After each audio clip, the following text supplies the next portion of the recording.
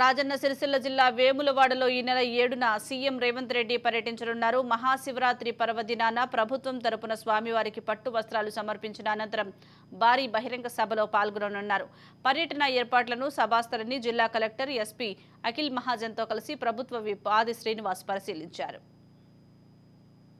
ముఖ్యమంత్రి రేవంత్ రెడ్డి గారు 7వ తేదీన రాజన్న సిరిసిల్ల జిల్లా కేంద్రంతో పాటు వేములవాడలో జరుగుతున్నటువంటి మహాశివరాత్రి ఉత్సవాలు మొదటి రోజు నాడు కూడా వేములవాడకు వచ్చి స్వామివారిని దర్శించుకొని పట్టు వస్త్రాలు సమర్పించి ఇక్కడ ఒక బహిరంగ సభ ద్వారా ప్రజలను ఉద్దేశించి మాట్లాడేటువంటి కార్యక్రమం ఖరారు కాబట్టి జరిగింది.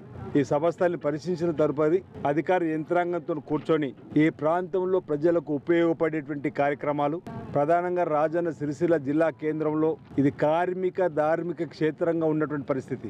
అక్కడ కార్మికులకు సంబంధించి నేతలకు సంబంధించినటువంటి సమస్యలు ఏమైనా ఉంటే పరిష్కారం చేయడంతో పాటు వారికి భవిష్యత్తులో మెరుగైనటువంటి ఉపాధిని కల్పించేటువంటి కార్యక్రమం తీసుకోవడం, ఈ ఆలయానికి కూడా వచ్చేటువంటి భక్తులకు మెరుగైనటువంటి సేవలు ఏ విధంగా అందించాలని చెప్పినట్టు ఒక ఆలోచన ఈ ప్రభుత్వం తీసుకునే క్రమంలో ఆ కార్యక్రమాలు కూడా పొందుపరచాలని చెప్పని ఒక నిర్ణయం తీసుకోవడం జరిగింది. ఏమేం ప్రోగ్రామ్ చేస్తామనేది అధికారికంగా మేము మీకు వెల్లడి చేస్తాం. ఏమేమి ప్రారంభోత్సవాలు, ఏమేమి శంకుస్థాపనలు ఉన్నాయి, ఏమేమి నిధుల ద్వారా చేస్తున్నటువంటిది మీకు మినిట్ ప్రోగ్రామ్ 5వ తారీఖు సాయంత్రం లేదంటే 6వ తారీఖు నాడు మీ ద్వారా ప్రజలకు భక్తులకు అందజేస్తామని చెప్పి